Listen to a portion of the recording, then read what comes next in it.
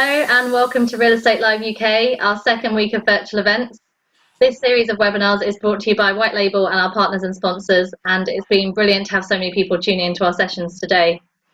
We're looking to encourage audience participation during all our panels this week, so to kick that off, we're about to launch a polling question asking what is the most important factor in and ensuring the continued strength of UK real estate. There's quite a few options coming up on your screen now, so I'll give you a couple of minutes to complete your answers. We asked a similar question to this one during our event in June, and we'll be sharing the results and the comparisons between the results from June and this October week of events at the end of the week via our mailing list and on our website. During this session, please continue to use Zoom's Q&A feature to interact with our panel and our chair and put questions to our speakers. We've got some great speakers joining us for this session, and it's a panel very close to our hearts, being based in Croydon. And today we're looking at whether or how will the new planning proposals, impact regeneration delivery in Croydon. So I'd now like to introduce our chair for the session, Richard Plant, who is also chair of Develop Croydon and a partner at SHW. Over to you, Richard. Thanks very much. Good afternoon, everybody. This is, welcome to the panel discussion. This is a very interesting topic. In all of this Corona time, you might have thought that there would be no new legislation and planning, use classes order, etc. But no, we've had the new use classes order come out on the 1st of September.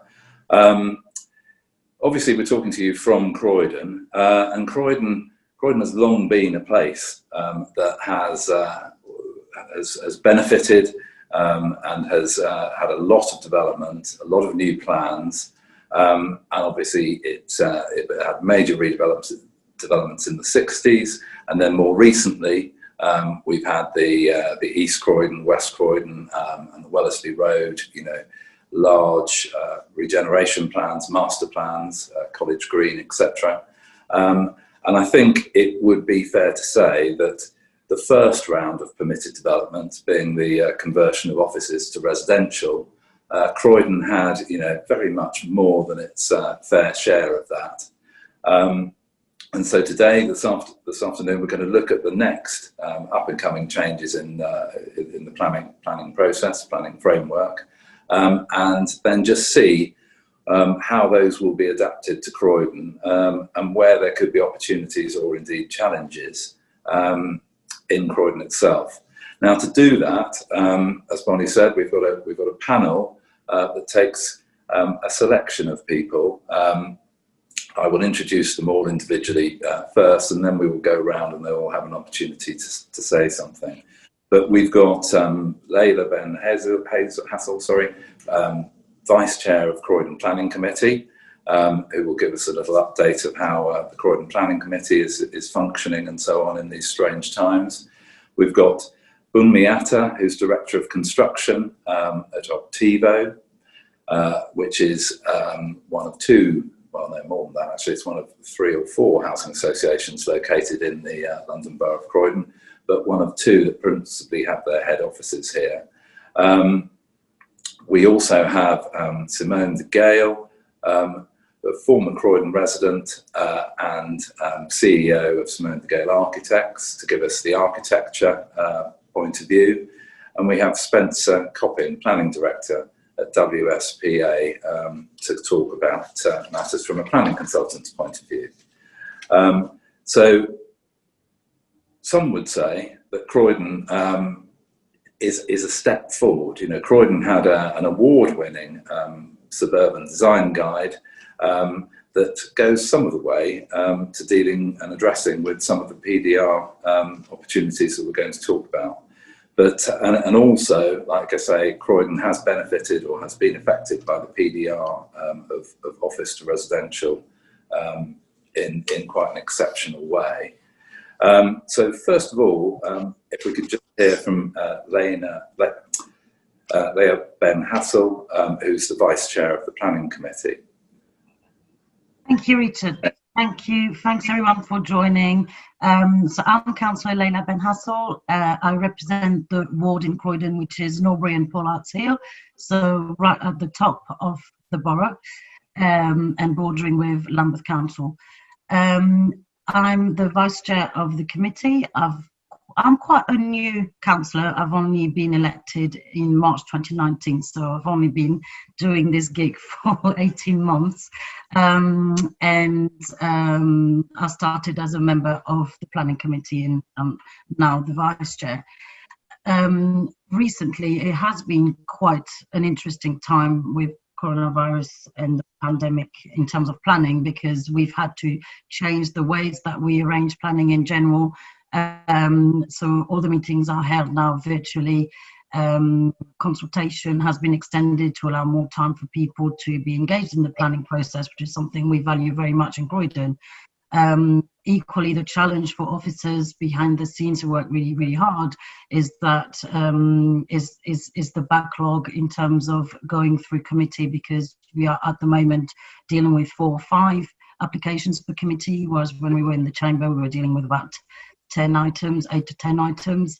And it just goes to show that development has still been strong in Croydon during the pandemic, and opportunities are there, and people want to invest in Croydon and want to develop homes in Croydon. And our role is to try and enable that as best as we can. So we've had to put additional planning committees to make sure that we can take on all the work and make sure that we deliver our function very well in terms of planning authority.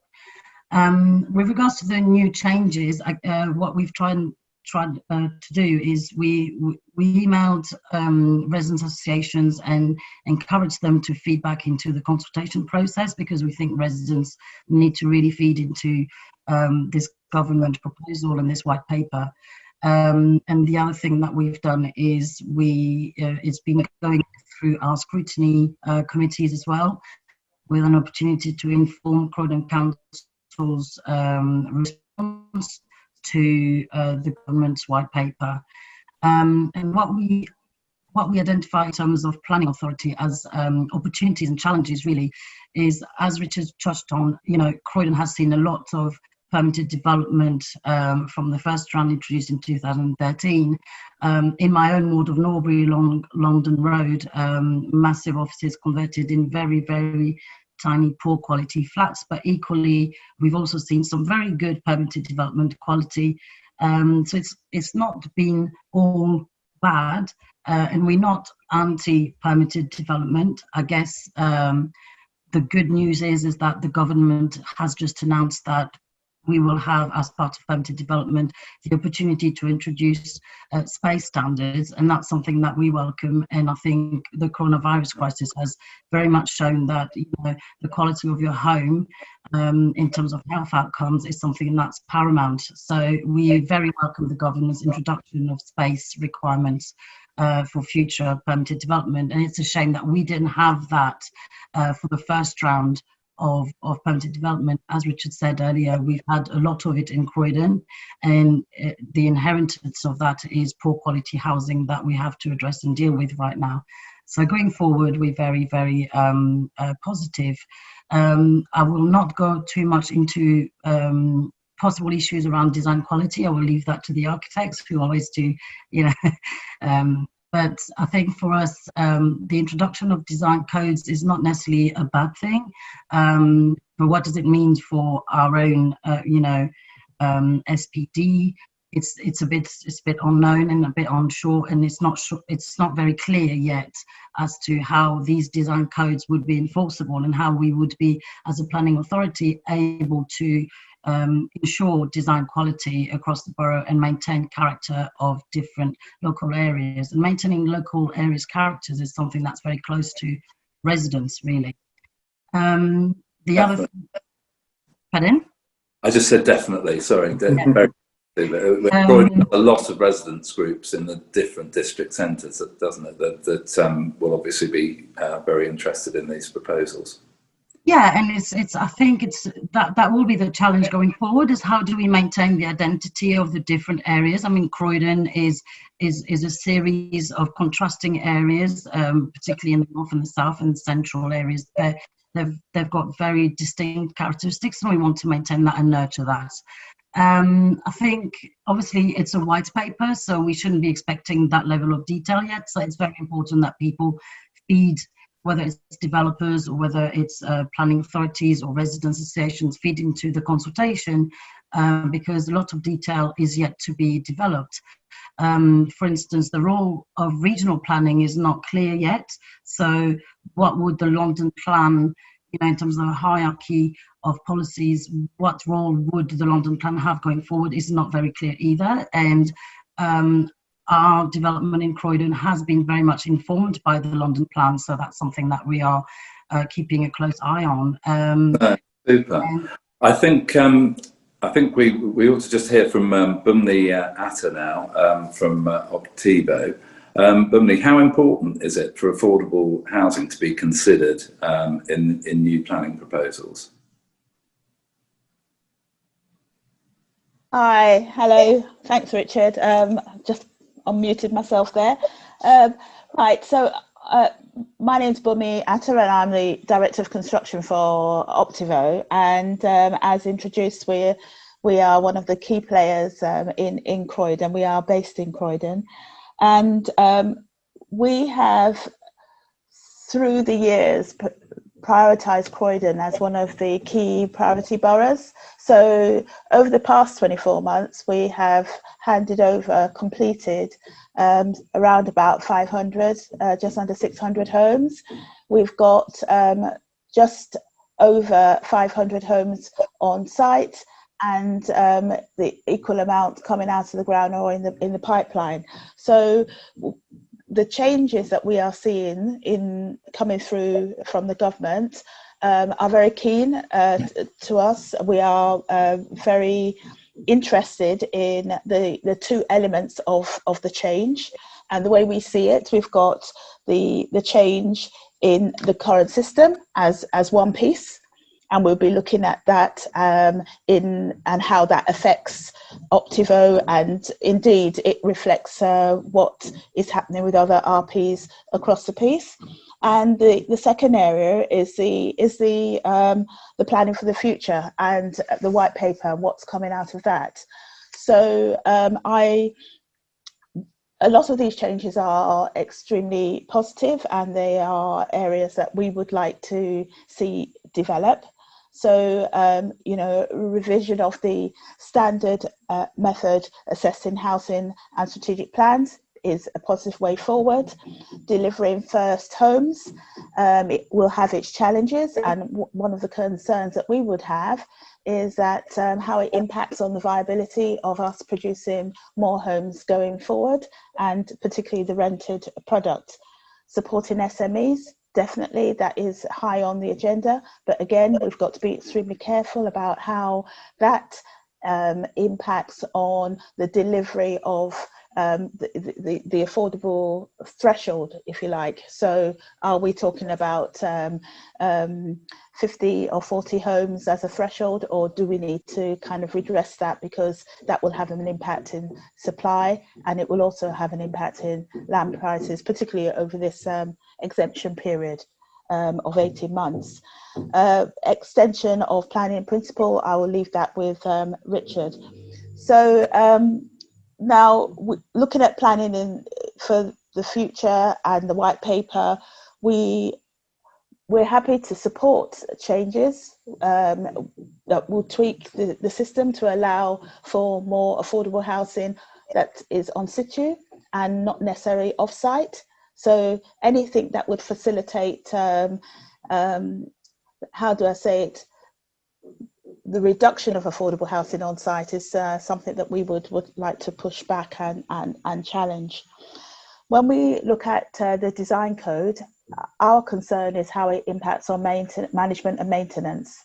And so that's where we come from as a affordable housing piece, and how we can affect the design within that regard.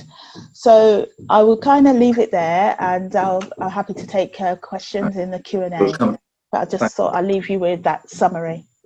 Thank you.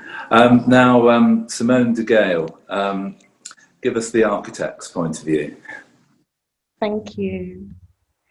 Thank you, Richard. Okay, so I think that the extension of permitted development rights should be an opportunity for construction in the real estate industry. So basically what the government have done, they've removed like many hurdles of the development process, but it shouldn't mean that because they've removed the time from design to construction as a hurdle, that it should remove the quality of that design. And that's really what we have to understand in terms of permitted development legislation. Because, you know, at all levels, people are always going to abuse legislation. So even with planning legislation like with major planning applications, they're always open for corruption, from secretive lobbying, conflicts of interest and bribery. And up until now, permitted development rights have been like an excellent vehicle for homeowners in particular to complete building works on their homes, to create bigger habitable spaces, and to increase their home value and accommodate a larger family without, you know, the lengthy planning process. And so it's fair that we have permitted development rights. But what we've done with the extension, we've extended that right for larger developments to take place under the same legislation. And so what we need to really push and understand is that when we are developing these proposals, these projects, in the same way that the small homeowner, even with the permitted development, will get an architect involved in the project, the larger projects have to get the architect involved in these projects. Because, you know, with some colleagues, I've been reviewing some of these developments, some of these disgraceful developments which have taken place, which have been constructed. And although some of them are being designed by other consultants, surveyors, or what have you, some are actually being designed by architects. And, you know, we need to establish good quality design. And from the architect's perspective, I think that we need to take responsibility for how the built environment is moving forward, how it's formed, and we need to be central to this discussion. You know, since the extension has been announced, there's been a backlash from the architects, but from an observation perspective, as opposed to being central to the discussion. And I'm not happy with that at all. So I have been happy that now, that as of last week, Robert Jenrick, he came and he gave an introduction at one of the RIBA's member forums. And that was really, really useful for us, because he basically informed that forum that the architects, we are like the guardians of good quality design, and that the government are going to need the help of the architects moving forward in terms of the planning for the future reforms. And he's had a real emphasis on having a focus on localized architecture instead of more globalized architecture, on working with local communities to shape these design codes. And so us architects, we need to remain central to this discussion so that we can guide the design and we can work with the communities. Because, you know, it's great if you're able to contribute to your own community, to the built environment, for the children. It's great to get these people involved. And just because we're doing because we're using another piece of legislation, permitted development, rather than full planning, it doesn't mean that we have to, you know, just forget all the standards and qualities of practice that we have. So I think that what is most important is that we have to understand that developers, they're making an investment with their projects, and if if we're coming out with low quality housing, then all it means is that it's a bad investment, and ultimately it might have a negative impact on that asset. So, you know, we need to bring the architect central to this discussion, and I would just encourage, you know, the developers and the local authority to engage more with the architects. I know I'm going on a bit now, but we used to have the architects in the local authorities, but we don't anymore. They're external services. So, you know, that's what we need to do. No, I mean, Croydon heavily promotes good design, and obviously they do have their design review panel, which is very good. Spencer Copping, what are your thoughts on the changes in the planning system? Thank you very much, Richard. Yeah, I'm planning director at WS Planning and Architecture, and we have offices in Reigate in Surrey and Croydon. One of our decisions to move to expand into Croydon at the end of last year was just how positive and proactive an authority it is, and we've certainly seen a very different approach from Croydon compared to a number of other sort of London authorities and the authorities around us in Surrey. With regards to this year and planning, aside from COVID and Brexit and everything else that's happening in the background, it's been a bumpy year in terms of government changes and new directions. So there's a lot to take on board. The white paper is, I think as mentioned earlier, is very much a consultation. It's very much looking at a new way of conveying the planning system and simplifying the planning system to some degree. I think most of us will remember the change in 2012 with the National Planning Policy Framework, which kind of came in from Cameron's sort of big society and trying to simplify the planning process to some degree, and that was a welcome change, but it wasn't really a complete overhaul. This really is a complete overhaul, and something that would obviously by 2024, and who knows where we'll be by 2024 and what we'll look like, but it certainly does look to try and set a more sort of standard set of policies and procedures from the NPPF, instead of everybody being able to interpret it in their own sort of light with their own local policies. It's really trying to mix things. With regards to the use class order, I think some of you picked up on earlier, Richard, the changes have been quite radical, and certainly the most sort of changes we've seen for many years, certainly I can remember. They've really combined everything into, or most units, so shops, financial services, cafes, restaurants, offices, clinics, health centres, creches, gyms, all into one class called commercial, business and service uses. And that's going to have a far-reaching sort of, or far-wide change on the high street and in areas around us. We're slowly seeing changes happen, people starting to realise that actually they can take up that building, or they can do something inside that use without a change in planning permission. Of course, the caveat being that if you do change the external appearance, so if a shop or it turns into a cafe or restaurant, then you may need to apply for extraction equipment and that sort of thing. But it really is quite a shake-up, and I think it will take a little while just to sort of bed in, but we'll certainly see hopefully a lot of the sort of more vacant units taken up with people putting in more exciting and more interesting uses that serve their communities. With regards to the changes to the permitted development rights, there's a whole host of changes to allow people to do weird and wonderful things to their homes in terms of adding flats, adding extra floors, to bungalows, to two-storey properties, for the demolition of existing buildings and their replacement with flats or houses. But with all of these permitted development rights, there are a whole sort of plethora of different rules and regulations. Each one has its own sort of small set of objectives that you have to meet in order to get over those hurdles. So I can understand exactly where Simone's coming from. It can cut some of the red tape, it can speed up the process. But just as a sort of litmus test, I had a little look on Croydon's website. There are two applications in, there was one application in for 2 additional stories of flats on a purpose-built block of flats. That's been withdrawn. And there was also one for an additional floor onto a 2-story house, and that was withdrawn. So I think maybe the applicants found out that there were certain hurdles they couldn't overcome, and they've had to withdraw those. So it might take a little while on that side of things. It's early days, isn't it? So Layla, I mean, how have the expansion of the PDR rights affected Croydon so far, or how will they affect the borough in the future? Well, how they have affected so far is they've created a lot of poor quality housing in some areas.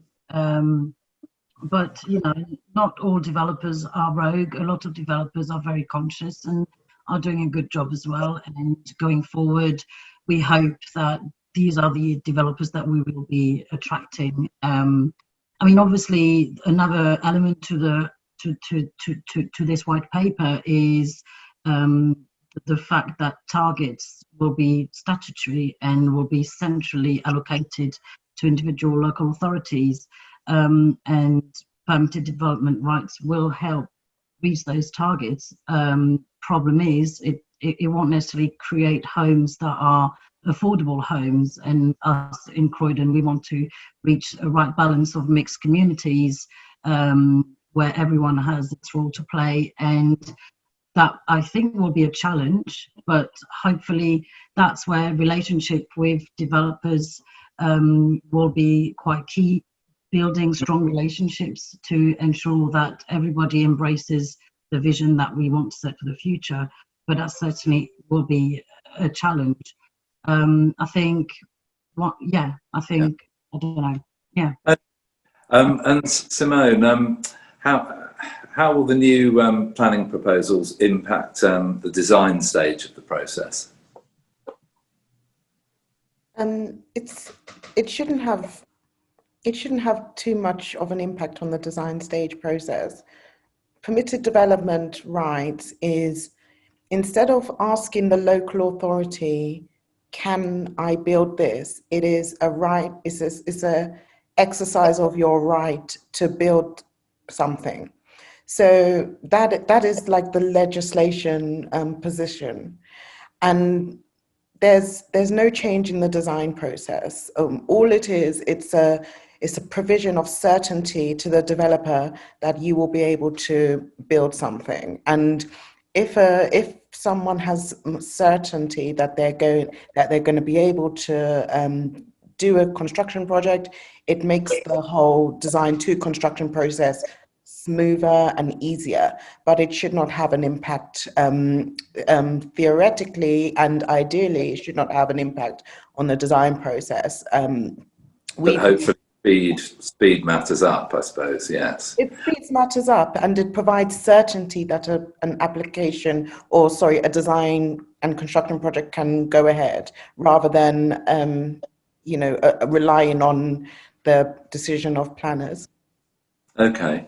Bumley, just coming out of, or hopefully coming out of the Corona period, how are housing associations currently positioned, and will these reforms help speed up your development process?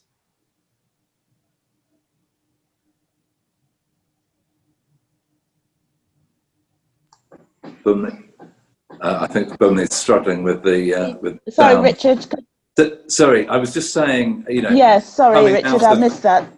Coming out of the Corona period, hopefully, how are housing associations currently positioned, and will these new proposals help speed up your development pipeline, or not? Thanks, Richard. I'm just going to repeat what I thought I heard you say, which is that coming out of the coronavirus, it's something to do with the COVID-19 pandemic and how that impacts. Yes, and just how the planning reforms. Yes, how's the housing association positioned coming out of Corona? Right, I guess there are two angles to look at this. There's the what happens with regards to schemes on site and schemes that are during the construction phase, and what the impact is on the pipeline. And our business plans and financial planning and the way we review the new world. So those are two distinct areas that we would need to take into account. So if I just take the construction phase impact, Coronavirus, obviously, it did slow our sites. It slowed down the development phase and the construction phase. So that's no doubt. Most of that was to do with lack of materials and labour. What we have also found is a consistent impact on delivery against timelines because of the nature of the health and safety requirements, with site operating procedures requiring more distancing and the like. So that means less people on site and to deliver those schemes safely. So that has an impact, and we're factoring that in. Now, the other part of the impact is financial planning and the new schemes coming through the pipeline, alongside of the new planning, the planning regime and the planning proposals. What we are doing as housing associations is looking at the impact of the new planning requirements or the planning proposals in the white paper on our financial plan and on scheme viability. I'll give you an instance. When you look at the current changes, which is, let's say, the new shared ownership first homes type of proposal, that will have an impact on viability of the shared ownership model. And therefore, it will have an impact on how we deliver the cross subsidy that we do currently via the shared ownership homes that we deliver on site, because we will be delivering them in a totally different way. And it will have an impact on the rented stock that we are developing. So we obviously want to ensure that that does not have that kind of negative impact and unintended consequence. The other angle that we can look at, because there are quite a number, but the other angle we can look at is the actual planning proposals themselves. When you look at the changes that are proposed for SMEs, whereby we say that during an 18-month period, we will allow for SMEs to just have a threshold development size of 40 to 50 homes. That will have an impact on delivery of affordable housing because the threshold has now gone up to 40. I think we need to look at the threshold being closer to what it was, around about maybe 15 or 20. And if we want to help SMEs, we need to look at a more sustained approach that does not impact on the throughput of housing association development, particularly around general needs rent. No, there's also, yes, go on, sorry. Sorry, no, I carry on. Yeah, and then I kind of, you could also look at, the Section 106s and the proposals of maybe changing the Section 106 and the, the infrastructure levy and so on. There's a whole raft of changes that will have an impact on the bottom line. Okay. And we can't, yes. I thought we ought to just bring it to a sort of Croydon specific, really. And I don't know, Spencer, do you have any views on how the changes to the use classes order might play out in Croydon town centre? Yeah, I mean, I think you're going to see, obviously, Croydon town centre's had its fair share of big proposals and sort of high hopes. And slightly dashed given all of the changes given Brexit, given a series of different decisions in terms of the in terms of using political power at any one time. So we at the moment, these new changes will enable sort of landowners and landlords to hopefully attract more people to potentially take up their units because they don't have to go through quite a rigorous sort of planning application to test the market and test viability. So there will be actually quite a positive change, I would have thought. Again, depending on who it can attract to that high street, and that's something we'll have to monitor over time. Super. Right, we've got a couple of questions that have come in.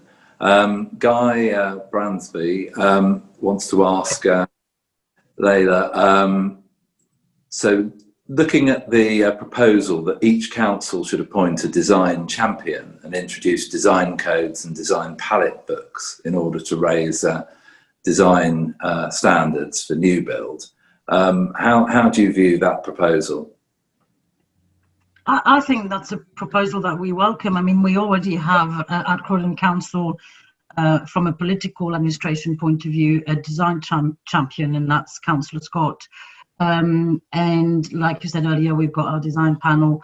Having design codes is great. I think, as I said earlier, the issue is more how would they be enforceable, particularly in the cases of permitted development rights. And yeah, palettes, etc. As long as it's informed by the character of the area and the way that we develop these design codes is going to be quite important. So if design codes are done in a very collaborative way and reflect the areas that they are going to be applied in, I think we welcome them. But I think what we want to understand better further down the line is how enforceable these design codes would be to maintain design quality. So it's all well and good to have a design champion and to try and champion good quality design, but it's how it can be enforced for us as a planning authority that we're not sure. But we definitely welcome them. Okay. Got another question really, which is, generally with these proposals, does the panel think that the planning role of local authorities are being eroded away? Because obviously permitted development does take some of that away. And then moving on from that, how is that likely to impact on environmental control? And I don't know whether, Simone, would you like to go first? Okay, that's fine.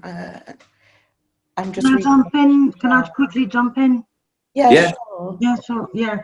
No, I just think for us, there is a concern on the abolition of the sustainability appraisals for individual applications. That is a concern for us because we've been very good at Croydon to try and ensure that every development that came was, meeting certain standard and trying to encourage, more biodiversity and environmentally sustainable buildings. And now my understanding is that the proposal with this white paper is that we will move more towards an assessment of the environmental impact of these individual plans. So we'll have a series of local area plans and they are going to be assessed as a plan as a whole, as opposed to individual buildings. I'm not sure how in practice that would work. Yeah.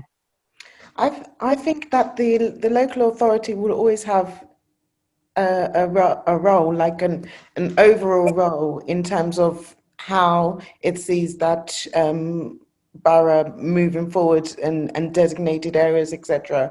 But I think that the changes in the planning reforms provide an opportunity for it to be not so hierarchical. So not everything is fed down from the local authority into how people want to live their lives. I think it's an opportunity for local communities and groups to get together and establish what they want to see within a specific area. So I think it's going to open a more collaborative discussion and results if we're able to move forward properly. Okay, Spencer, do you have a view on that one? Yeah, I mean, again, I think the local authorities are always going to be, the permissions are always going to have to generally go through the local authorities. A lot of the permitted development rights changes come down to appearance now. So again, you might tick an awful lot of the boxes, but there is still someone who has to be the arbiter of whether or not that proposal is going to fit in or is going to work with that particular site. So I think there is still going to be an element of control. But again, the guidance that's out there is very much looking to try and control the main set of numbers and the housing figures, which is one of the big issues that slows down local plans and why 50% of local plans in the country aren't signed off. And luckily Croydon does have one that's signed off, is just because people fight so much over those numbers. And I think they're trying to obviously to simplify that will help an awful lot. Resources as well are a major issue. So again, that's going to really impact. And I think that's one of the local authorities' biggest concerns, is about how much they're asked to cut back, which is why we've seen more fees for pre-applications and the like, to kind of help balance out the sort of development management side. Okay. Another question here, which is from John McKenna, and he asks, if the numbers at which affordable housing begins come into play, is this going to see a number of schemes that have been approved with affordable housing resubmitted to avoid the provision of affordable housing? That's possibly one for you, Spencer, again, I think. I guess there is always going to be an element of people restructuring or re-looking at their proposals and their approvals. I guess with the changes that are being put forward by the white paper, obviously they want to try and amalgamate Section 106 agreements and the community infrastructure levy, which, again, I don't want to turn everyone off the screen, but these things are sort of very real issues that everybody has to grapple with how we provide extra payments and extra infrastructure, and that's tied in with affordable housing. So what they're looking to say is that affordable housing can be used to offset the levy in the future, which would be maybe one attractive option for those developers, to not completely try and avoid the numbers altogether. But it's a continual issue, and I think Croydon have tried to test every scheme that comes in as 9 units to try and make sure that there couldn't actually be a greater number of development, of dwellings put forward. So I think whichever level it's set at, I think they'll build that into the system to try and avoid providing affordable housing, or at least providing an off-site contribution. Yeah, I'm Bunny. I don't know whether you might have a view, but is it the case that on schemes that are marginally in excess of the affordable housing threshold, that some housing associations don't really want to get involved in those because the unit numbers are so low? I guess in some instances that would be true, and for some HAs that would be a valid way forward. But for us in Croydon specifically, where the threshold is quite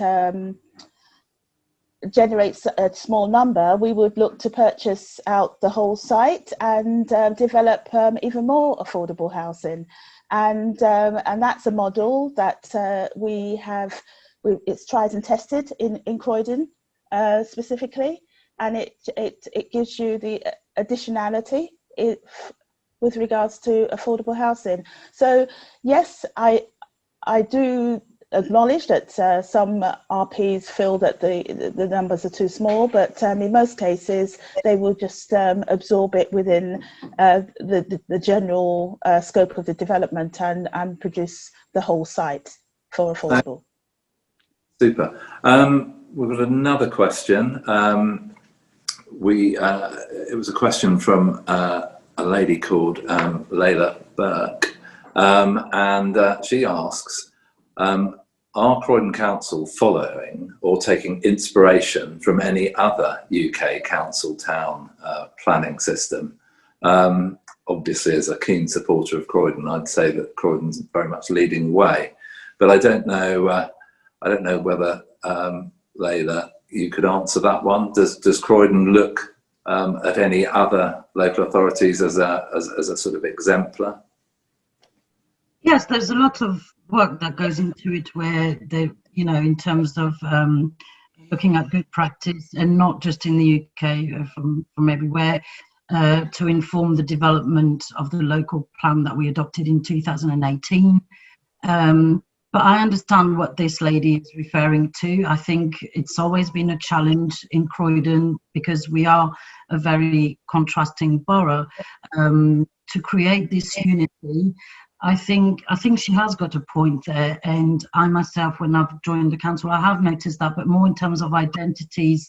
So we know, that when you arrive in an area, you're in Purley, you're in Norbury, that they have their own identities, and we have that in the local plan with, all these character areas. But it's not just about buildings, and I think this is another point that was made in the chat. It's about socioeconomic, and it's about placemaking and regeneration and positive good quality placemaking, and I think through that, that's what you can create a more unified, whether you are in Colston or in Crystal Palace, we want people to know they are in Croydon, and I think more can be done on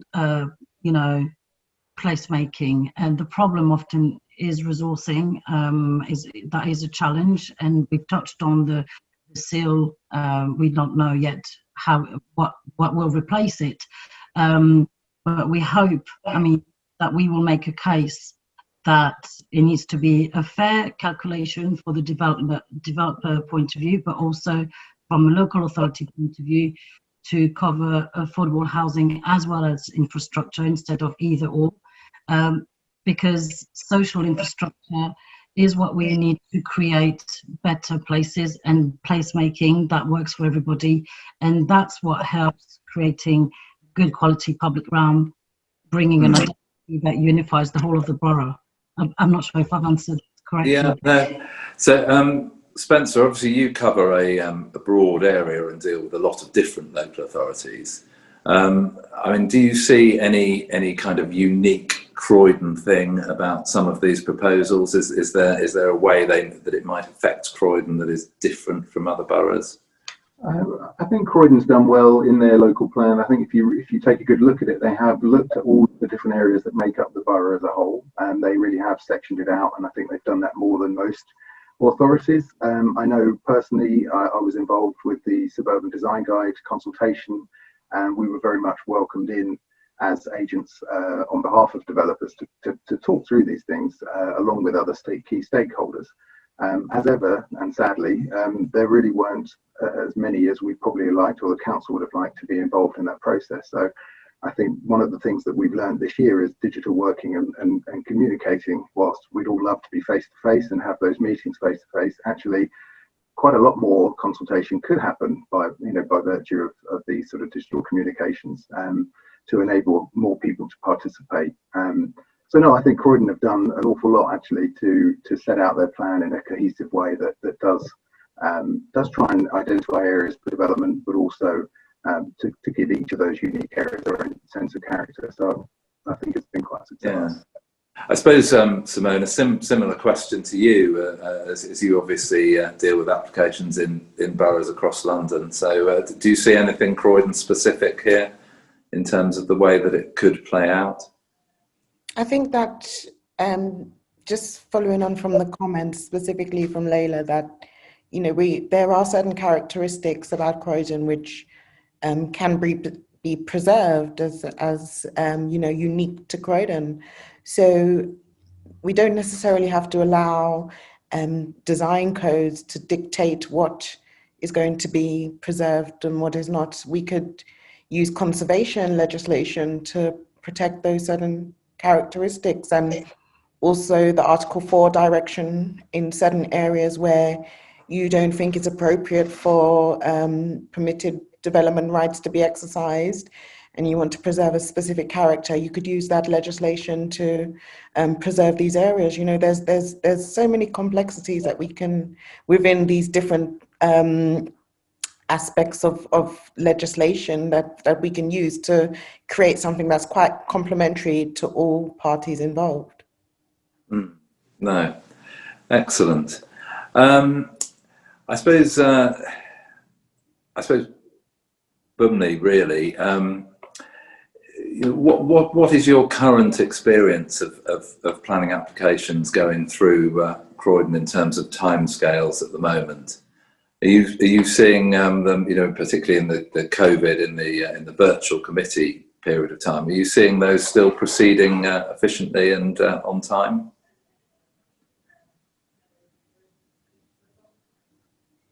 No. Well, maybe Layla, maybe you could just make a comment of how in this Corona time, how Croydon are proceeding with the planning applications and getting them through, and how's the local authority performing in terms of dealing with planning applications at the moment? Yeah, well, as I said earlier in my introduction, it has been a challenging time. I think from a resident's point of view, not everybody is online, so we have continued sending out letters as we would, because we're required by law to do that.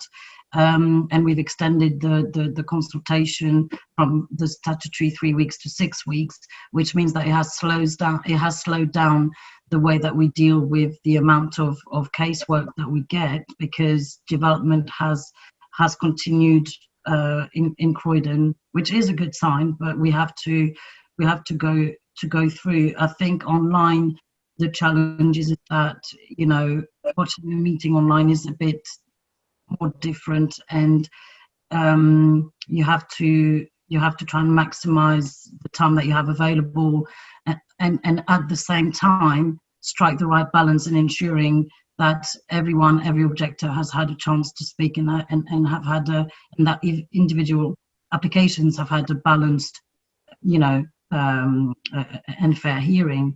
And this is why the number of items was reduced to 4 agenda items, so 4 applications to be considered by the committee. And we're currently in the process of reviewing that, because we're working a bit better online. We've learned a lot on what works well, what doesn't work so well, and so hopefully we will be able to increase our number of cases per meeting.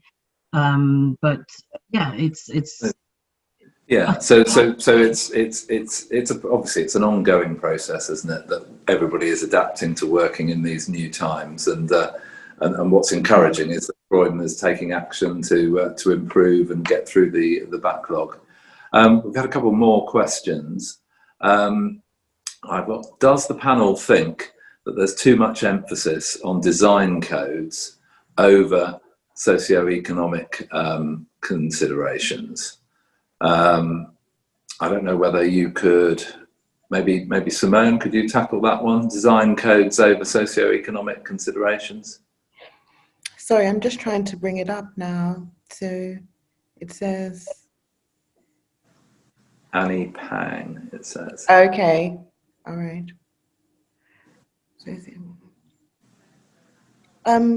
No, I don't think that there's too much emphasis on design codes. I mean, what with like the permitted development rights, that's slashing a lot of red tape, you know. So it's actually changing the approach towards design, and I think that all of these changes, they're allowing development projects to go ahead. You know, as Richard, you've just been elaborating this. We're coming out of a crisis, a pandemic, you know, and a lot of these changes have been brought in to motivate production, to incentivize the economic benefits. So we're actually going to be, you know, better off in terms of the economy for projects to be moving forward slowly or quickly, as long as we're moving forward. So I think that any changes that are being made are going to be good for the economy. So there's a sort of sub. Can I just come in on that? Yes, by all means. Yeah. Yes. Can I just add to that? From an affordable housing provider's perspective, one of the challenges we do find, or that we anticipate with the design code, is that it kind of misses out that element of affordability. So where it's intending to assist with the topics that you raised, Simone, what we can find is where the management and maintenance is less of a driver, and therefore the design code's unintended consequence is expensive, complex schemes and estates to manage from an affordable housing perspective, and that's one to watch. So we just need to ensure that collectively we kind of get that right. I think that's a very good point. We're nearing the end now, so I'd just like to go round the panel. Richard, on that Go on. point. The one thing that we've identified at our end with regards to this question is, yes, we do welcome this pattern book and with popular and replicable design, but how often, because it will be a central government document, how often would it be reviewed? That's not clear. And so the risk is to then lack innovation, and so all you do is get samey stuff, and you don't have ambitious, innovative, creative designs. I think for me that's something that is a possible downsides of it, but generally it could bring up quality of design, but we want place for innovative design to still be there. Good, thank you. So just very quickly round everybody, so what do you think should be the key aspect for change in the planning reforms, Spencer? Thank you, Richard. Yeah, I mean, really, I think the key aspect is bringing on the system quickly. We need speed. We need affirmative sort of action from the government to bring it forward, and we need the right resourcing to make it work as well. And that involves, obviously, from the local planning authority's perspective, all the way through the process. Thanks very much, Simone. The final point from you. Same question. Key aspects. I think that the key aspect is that the architect needs to be central to the discussion. Yes, very good point. Bumni, your key aspect? I think one key aspect for me is that we must not forget our residents, and they have to be core to the decisions, and the unintended consequences of a raft of these measures are that we develop schemes that are unaffordable to maintain and to pay for. So putting the residents first, that's a very good point. And Leila, just from you? Yeah, same. I think what we want is these local plans to be informed by residents, because if we limit opportunities for communities to have a say on individual planning, we want to make sure that they can on the different local plans. And what we want to make sure, as Spencer says, is that it is well resourced, that we have a fair contribution that is equitable, that generates the right infrastructure so we can create good quality mixed communities, and quality space where people want to live and study and work, and unlock the potential of Croydon as a whole. Super. Well, look, thank you very much, all four of you. It's been an absolute pleasure. I think just before we go, I think Bonnie has a couple of things to say about the Real Estate Live. Bonnie, over to you. Thank you so much, Richard. Thanks to everyone for joining the panel, and thanks to everyone for watching. It's a really interesting, quite a niche debate, but hopefully started to get the conversation going, and also spark people's interest in Croydon. This event was brought to you by the Develop Croydon Forum, and if you're interested in hearing more about what's happening in Croydon, not just planning, but regeneration more broadly, development, investment, and all the exciting updates we have to share, then please Develop Croydon website, and the Develop Croydon Forum also have their annual conference coming up in November, so definitely worth having a look out for that one. So yeah, thank you for everyone for joining the session, and please follow up with any of our speakers and us after the event as well if you've got more questions you'd like to share. This is actually our last session today as part of Real Estate Live, but we're back tomorrow morning, and first up we have the London Keynote panel, which is sponsored by London Square, who also coincidentally have a fantastic new scheme in Croydon, so another one to look out for if you're interested in the borough, but also London's development more broadly. There's also a lot of other sessions taking place during the week, so all the details of those are on the Real Estate Live website. They're all free to attend, and yeah, have a look for some details of those, and we'll hopefully see you at some of our other events during the week. So yeah, thank you again to our panel. Thank you, Richard, and we'll see you all soon.